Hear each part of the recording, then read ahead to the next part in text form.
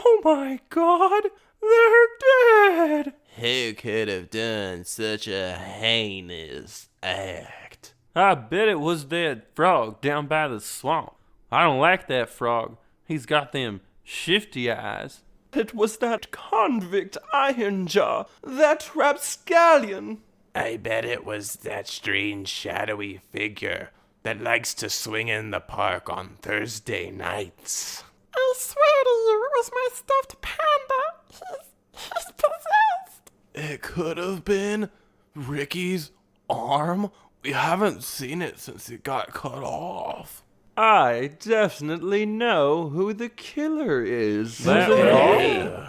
Blank is the killer. Hello and welcome to Blank is the Killer, the unoriginal horror movie podcast where I talk about 6 new-to-me horror movies with a random spooky 7th topic thrown in at the end. The holidays are over, so all the movies are back to being whatever I felt like watching. This is the 10th episode, which makes me feel like this is finally a real podcast. Gotta get in those double digits. I have a lot to go over as usual, and the 7th topic is super fun this episode, so away we go. Number 1, The Tingler, 1959. Directed by William Castle. Warren, a doctor played by Vincent Price, believes that there is a strange force or creature that surrounds the spine that has enough power to kill someone whenever the owner is frightened. The only way to stop the entity he calls the Tingler is to scream. He meets a man named Ollie, who has a deaf and mute wife named Martha, and tells him about his findings thus far. Warren finds proof of the Tingler when he scares his wife into fainting by pretending to shoot her and x-rays her spine. Martha has a visit from Warren, who gives her what we are supposed to believe is acid, which he took himself earlier to induce fear. She dies of fright after seeing some spooky stuff. Ollie brings her body to Warren, and an actual bug-looking thing is extracted from her spine. Shenanigans occur surrounding the Tingler. Ollie is found out as the actual person that scared his wife to death. She wasn't given acid. The movie ends with the Tingler back in Martha's body, controlling her like a puppet and moving towards a terrified Ollie. Ollie, the Tingler, and the state are the killers. Not to say that more characters didn't want to be included on the killer list. Warren wanted to kill his wife Isabel. Isabel tries to kill Warren with Martha's Tingler. And to clear things up, the state is a killer since we start the movie off with Martha's brother being sent to the electric chair. This is my second Vincent Price movie, and in both movies, the characters he plays and his characters' wives hate each other so much that they are trying to kill each other. I hope this is something that continues throughout his movies, since it is hilariously absurd. Vincent Price is so much fun to watch. So far, he seems to play the exact same character every time, but it totally works. There is a scene in this where his character takes acid because he can't be scared without the aid of the drug. Him pretending to be on acid is incredibly funny. This is one of the first films that had an LSD trip depicted in it. Warren is set up to be the bad guy in the movie. He shoots a gun at his wife using a blank, which is crazy. Then, after taking the acid himself, the audience is led to believe that he gives it to Martha in order to scare her to death. He uses the same type of syringe and bottle that were used for his acid trip to give Martha a shot to help her sleep.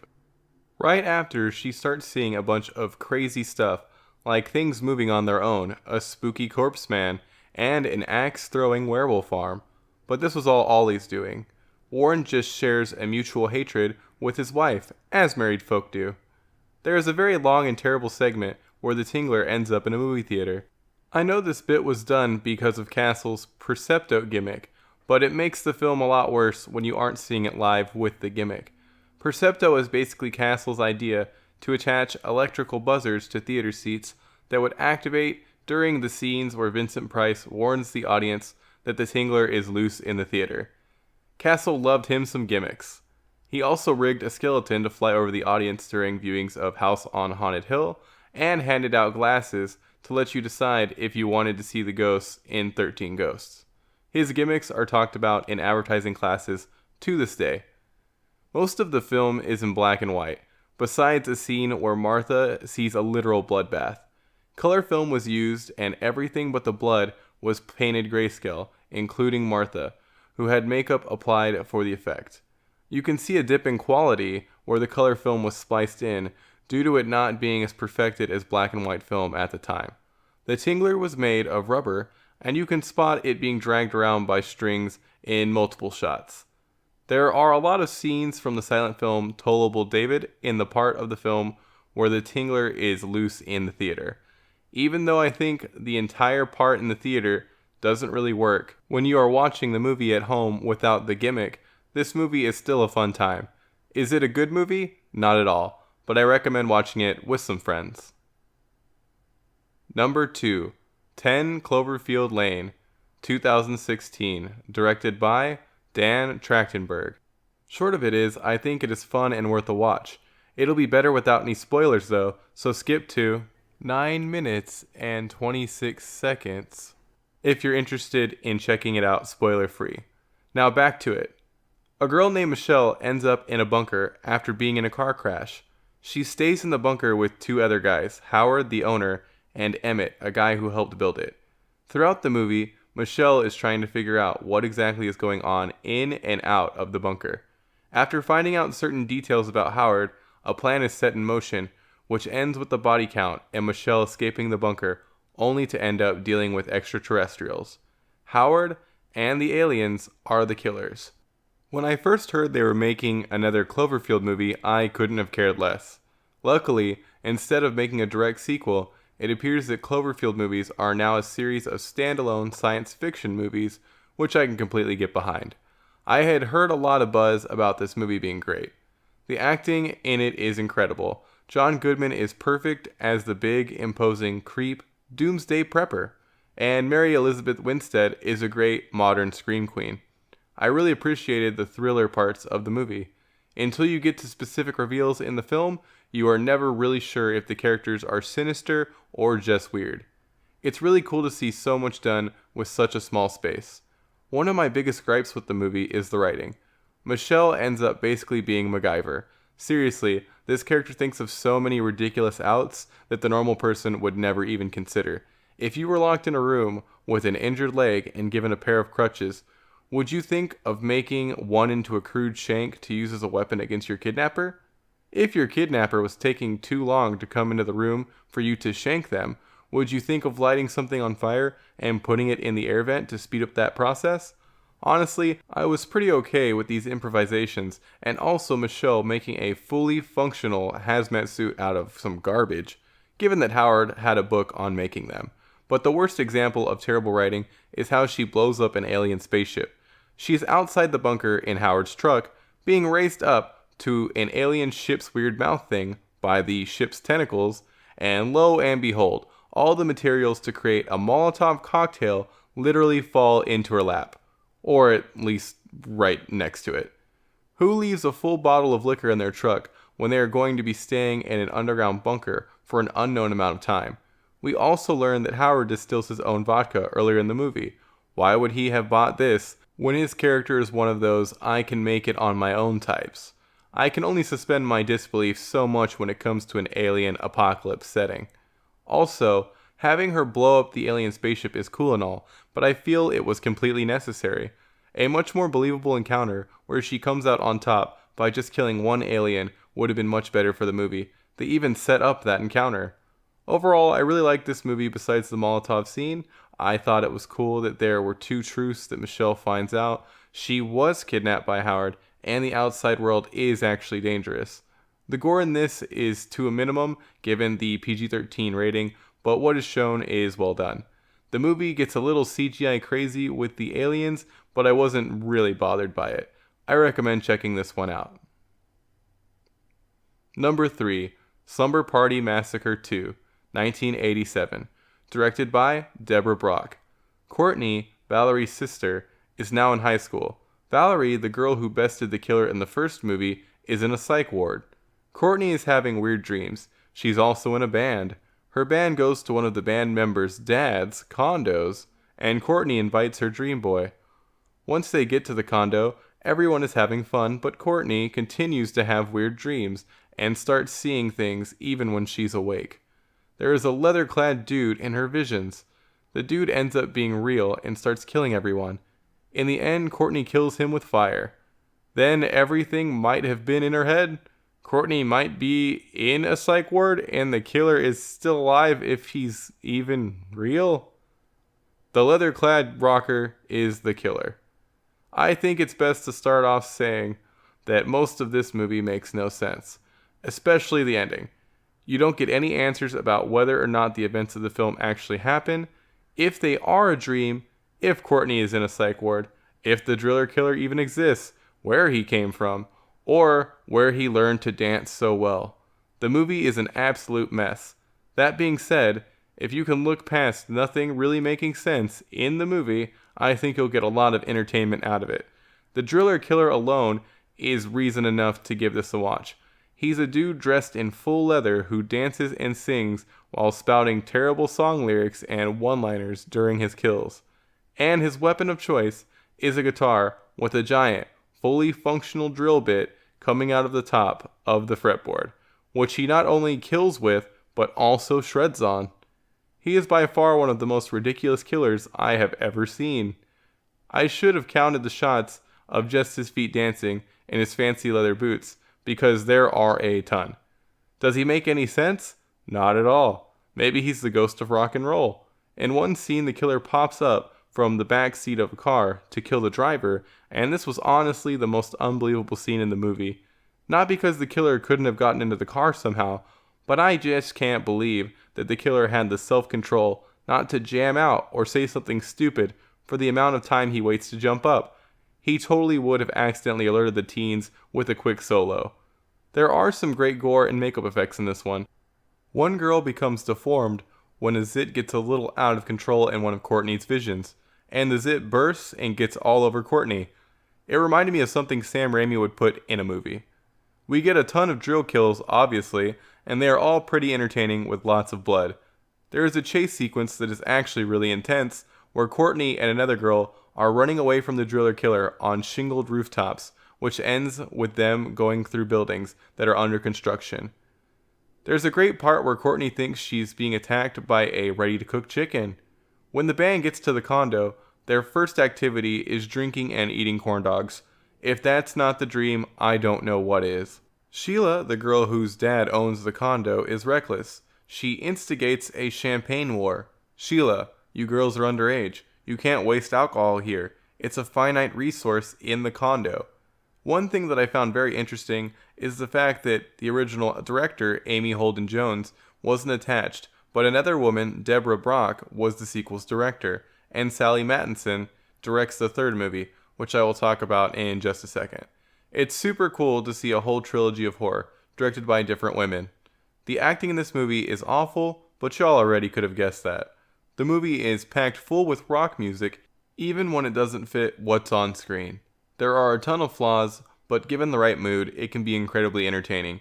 Give this a watch if you can forget what a coherent plot is for an hour and 30 minutes. Fun fact, this is the second movie of the episode to have a literal bloodbath in it. Number 4, Slumber Party Massacre 3, 1990, directed by Sally Mattison. A girl named Jackie throws a slumber party for her girlfriends. Guys start showing up, some of which are invited. One of the guys that was invited over, named Ken, starts killing everyone he can because of some bad childhood trauma caused by his cop uncle. After being allowed to kill way too many people, Ken is finally taken down by Jackie. Ken is the killer. After the incomprehensible fun ride that was the second movie in this series, I expected something absolutely nuts.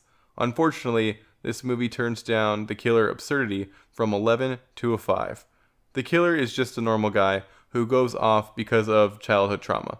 The weirdest part about this is that the cause of the trauma was his cop uncle, yet he decides to murder a bunch of young kids that aren't affiliated with the police at all. You can see Ken's PTSD trigger when one of the girls grabs for his crotch as they're about to get it on. And maybe the movie would have made more sense if this event was what spurred all the killing. But we already have a body count at this point that seems pretty premeditated given how the first girl is killed in her car when Ken drills through her back from the back seat. Where did I see a kill like that before? Huh. Don't get me wrong, Ken's character ends up being pretty ridiculous, but he is nowhere near the level of insanity that was the leather-clad driller killer from number 2. That said, besides Ken's decision to kill these kids, the movie does make a lot more sense than the second. We don't get any strange dream sequences or what-ifs regarding the plot. Maria Ford is in this. She seems to have a lot of Scream Queen credits, but her acting in this movie is so bad until she has a second one-on-one with Ken that I legitimately thought that someone else took over for her. It's like she decided she'd only actually try to act for that one scene. Compared to her, everyone else is incredible. They actually aren't though, of course. The kills are a lot more varied in this one compared to the other 2 movies in the series. We get some drill action as expected, but we also get death by home for sale sign, electrocution by plugged-in vibrator, and broken off swordfish nose used as a shank, which kept things fresh. The practical gore did its job, but nothing really wowed me. This movie also has multiple red herring characters that are very creepy and unfortunately underused. I'm honestly surprised that the oddball perv neighbor, Mr. Morgan, doesn't end up murdered at the house. The music and sound effects in this sound like off-brand Nightmare on Elm Street. This movie really could have made use of J cuts and L cuts. In a J cut, the sound of the next scene precedes the picture, and in an L cut, the picture changes but the audio continues. Thank Cameron Christopher from Vimeo for that easy explanation. Basically, in this movie, whenever people are talking to each other, as soon as someone starts talking, there was a cut to them right away. Doing that makes conversations seem a lot less fluid. Here's a quick pet warning. A cat dies off screen. I think? It's not confirmed, but we hear a cow cry. There is a sex scene in this. There is a foreplay scene in this where an atrocious rock song is playing that is basically all about doing it. I have no idea who was in charge of putting that song in the movie, but I'd like to meet them, just to see what kind of weirdo they are. There is one cool shot that stuck out to me. 2 girls look under the sink for something to clean up a pizza stain on a carpet, and we get a shot of them that had the camera placed behind the chemicals. In this movie, the cops are completely worthless, as usual. One of them is so incompetent, it's infuriating. The whole movie seems pretty anti-cop though, given how terrible that one officer is and the fact that they made the child molester uncle a cop. Given that, it's strange that no cops die in the movie. It seems like Ken should be killing cops instead of co-eds. The people in the house greatly outnumber Ken, and those people are able to bash him in the head with multiple items. At any point after the head bashes, I feel the victims could have easily ganged up on him, but fear or whatever. What really irked me is the fact that after Ken is blinded by some chemicals, 3 girls just watch their friend Maria get sexually assaulted and then murdered when they easily could have taken down Ken at any point. He didn't even have a weapon. He was completely wide open for attack. It really felt out of character since the other girls worked together to help each other out through other points throughout the movie. Allegedly, a big producer of 2 and 3, Roger Corman, had Maria's death reshot, which is why it doesn't make any sense that the friends are standing around instead of helping her. Skip this one unless you're at the bottom of the slasher movies barrel. It's a very average slasher that could have been way better with the return of the leather-clad killer. Number 5, The Mummy, 1932, directed by Karl Freund. The mummy of Imhotep reanimates after some expeditioners open a cursed chest, and one of the men reads from the Scroll of Thoth. 10 years later, good old Imhotep is pretending to be Ardith Bey. He shows some archaeologists where to find the tomb of an ancient Egyptian princess. Once the tomb has been excavated and put in a museum, Imhotep tries to use the Scroll of Thoth to bring the princess back to life, which instead hypnotizes a girl named Helen that has Egyptian blood and looks like the princess. Helen keeps going to Imhotep, and when he tells her she needs to die to be reborn and live with him forever, she calls on Isis, who breaks the spell that gave Imhotep immortality, thus turning him into a pile of bones and also igniting the Scroll of Thoth, turning it to ashes. Imhotep is the killer.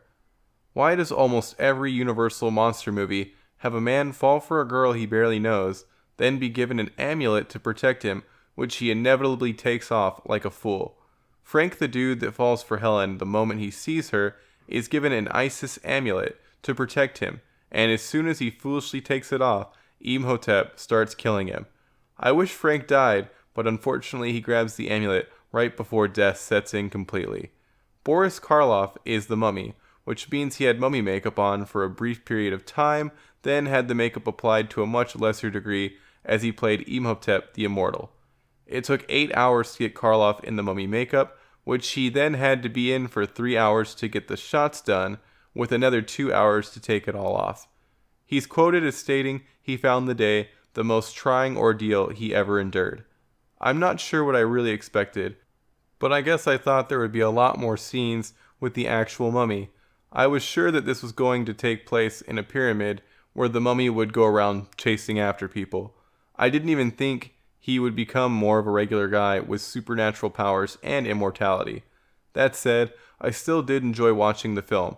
I guess the idea that a man can make you have a heart attack without even being in the same room is a lot scarier than being chased by a bunch of wrapped up bones anyway. The set designs were insane, as they are in practically all of these Universal movies. The strange shots of Karloff's staring face with the lit up eyes were incredibly neat, and since I watched Dracula for the movie after this one, I see that it is a staple in both movies. I'll talk more about it during my Dracula segment, but it was very cool to see in The Mummy. This movie ended up having the second off-screen pet death of the episode. Helen takes her dog to see Imhotep, and when she comes back home, relays the info that the dog has died. Warning, I guess, even though you especially don't see or hear anything when it comes to this one. The acting is campy, like all the movies of the time, due to them being acted as if they were a stage play. I don't have a ton to say about The Mummy, because not much happens really. The flashback scenes to what happened in ancient Egypt were very cool to see because of the set pieces and costumes. This movie was a bit longer than some of the other Universal movies I've watched, and drug on just a tad. I'd say give this a watch, since it is a classic. It isn't the most enjoyable Universal movie, but it's still fun. Number 6. Dracula, 1931, directed by Tod Browning. Dracula uses his powers to weasel his way to England, where he tries to get more vampire brides, but ends up being bested by a Dr. Van Helsing. Dracula is the killer. I was going to complain about a man getting an amulet and not wearing it like they are supposed to, since a character named Renfield is given a cross to wear for his meeting with Dracula, but he actually wears it and still ends up a mad servant of the Count. This was the first big monster movie that Universal made. Bela Lugosi is a name we all know, but I had never actually seen him act in anything before this. His Dracula is very iconic, and the vampire stereotype is heavily based on it. That said, his Dracula is incredibly hammy. I feel like that is to be expected given the times. I didn't hate his performance, it just felt strange to see the original character that almost all modern vampires are modeled after, when you've been surrounded by vampire pop culture that's so heavily influenced by his performance. Like I said in the Mummy segment, this movie has some cool shots of Dracula's glowing eyes. It's very similar to the effect that was used to light Morticia's eyes in the Addams Family movies. It's a very cool effect. That being said, in some of the shots, he looks kind of menacing, while in others, he looks like he really has to poop, which is hilarious. I'm not sure why they decided to go with some of the faces they did, but I couldn't help but laugh when Dracula was trying to persuade someone with his vampire powers by intensely staring at them with what can best be described as a pooping face.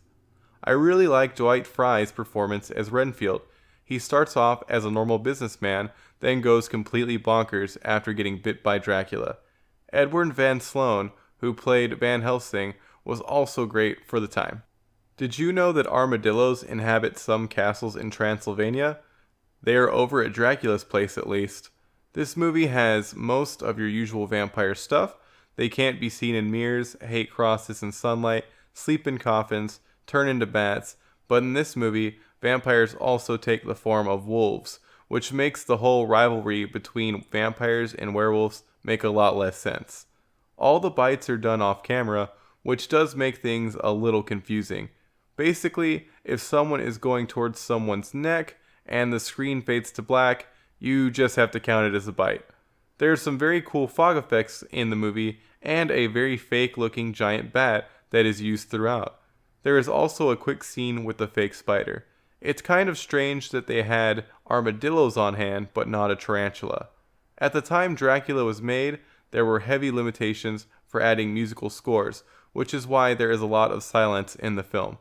It's said the shooting of the film was very disorganized, which led to the cinematographer Karl Freund being left to take over much of the shoot. You could basically put his name as the actual director. It's a good thing that he got the credit he deserved when he got to direct The Mummy. Karl Freund was also a cinematographer on Fritz Lang's Metropolis. Lugosi was not the original actor the studio wanted to go with. They actually had a long list that he was not even on, but he was in the area and already known for his Broadway performance of Dracula. It also helped that he agreed to be in the film for basically nothing. I'd say give this a watch solely because it's a classic. It does drag in a lot of places and the ending is very anticlimactic. It is still something that should be seen. If you really aren't feeling it, watch Black Sunday, which I would say is a loose reimagining that is much more enjoyable to watch. I'm going to try and watch Nosferatu in the near future also. Number 7. Things that scared me when I was a kid. This episode, I decided I wanted to talk about some terrifying scenes from movies that have stuck with me since I was a kid. Most of the scenes I'm going to bring up were actually in things for children, but I'll start with the one that I probably shouldn't have seen. I was at my babysitter's house. Since I was good friends with her grandson, we normally played video games and watched stuff in a room at the front of the house, while the adults would spend time in the living room. They were watching a movie, so we were told to stay away from the living room since it wasn't for kids. This obviously made us want to sneak peeks. The movie they were watching was Dolls, 1987, directed by Stuart Gordon. I know. If you have seen Dolls as an adult or even teenager, it is a hilarious and corny movie about dolls murdering people. Somehow all the humor was lost on me as a kid, probably since I was watching it through a glass door during a horrifying scene. What I saw was a bunch of evil dolls killing a lady. That alone is pretty spooky to a kid, but what really scared me and stuck with me was them sawing into her legs. I was already creeped out by dolls from seeing Slappy from Goosebumps and just knowing about Chucky, so seeing this bloody doll attack made my fear of dolls even worse. My mom also owned an old porcelain doll which was next to her bed, which definitely didn't help with that fear. My brother saw the scene too and was so terrified that he threw all his stuffed animals out of his room, which you might think is funny, but hey, it's better to be safe than sorry. The next offender was Gremlins, 1984, directed by Joe Dante. Gremlins? Yep. You might be racking your brain about which of the scenes with the slimy demons scared me, and the thing is, I actually wasn't scared of them after the scene I'm talking about. The most terrifying scene by far is the one where the science teacher, Mr. Hansen, gets killed in his classroom by the syringes. Whoa boy, did that scene always scare the bejesus out of me as a kid. Not only did a little monster kill a guy, but the monster killed him with syringes. If syringes, aka shots, aren't one of a kid's biggest fears, I don't know what is. It's a dark scene, and most of what happens is left to your imagination, which always makes things worse, especially for my young imaginative brain. The last traumatizing scene I'd like to bring up is from Ernest Scared Stupid, 1991, directed by John R. Cherry III. If you have seen this movie, you know exactly what part I'm talking about. If you haven't and only know Ernest from his other movies or earlier commercials, you are probably confused. How could something that goofball Jim Varney did be absolutely horrifying? Weren't those Ernest movies just silly 4-kids comedies? For the most part, you'd be correct. Ernest Scared Stupid, though, has legit scary looking stuff in it. Seriously, pause this podcast and Google trolls from Ernest Scared Stupid and tell me those things aren't going to materialize in children's nightmares based on looks alone. Back to the scene I wanted to bring up in particular. A girl named Elizabeth thinks there's something under her bed, but her mom won't look under there to help calm the poor kid. The mom leaves, and Elizabeth slowly begins to look under the bed. Easy setup. Obviously, the monster is going to be there. But wait, the troll isn't under the bed. Her giant stuffed animal is. Phew. I was all ready to see something horrifying, and it was just a stuffed animal. We then see her bring the stuffed animal into the bed and roll over, thus giving the viewer a close-up of a troll's terrifying face who is lying in the bed next to her. When I say close-up, I mean a real good face full of troll. I honestly want to say that part of the movie is one of the scariest things I have ever seen. You get lulled into a false sense of security, then sucker punched by fear. I think most modern horror movies could learn from that scene. It doesn't even use a loud jump scare sound or anything. Those were parts of movies that scared the pants off of me as a kid. To close this segment, I'll add 2 words I know almost all of you will instantly remember that'll flood your brain with another spooky scene. Large Marge.